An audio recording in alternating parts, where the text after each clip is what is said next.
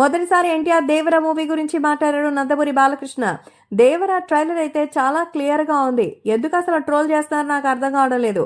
మరి ఇలా చేస్తూ రేపు మోక్షజ్ఞను కూడా అలాగే చేస్తారా? అలా కనుక చేస్తే తాట తీస్తాడున్నారు నందమూరి బాలకృష్ణ.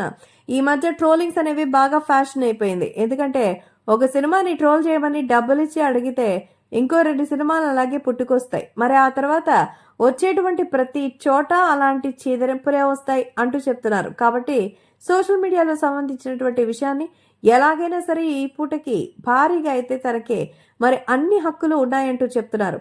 అయితే ప్రస్తుతం మరి ఇప్పుడు సినిమాకి సంబంధించిన విషయంలో మన జూనియర్ ఎన్టీఆర్ చేస్తున్న కష్టం అంతా ఇంత కాదు.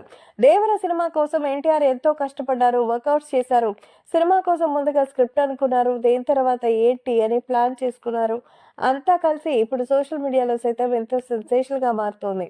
ఇక రాబోయే రోజుల్లో భారీగా విజయాలు సాధించి మరింత మంచి పేరు తీసుకురావాలని అనుకుంటున్నారు. కాబట్టి సోషల్ మీడియాలో సైతం ఈ విషయం ఎంతో వైరల్ గా మారుతుంది.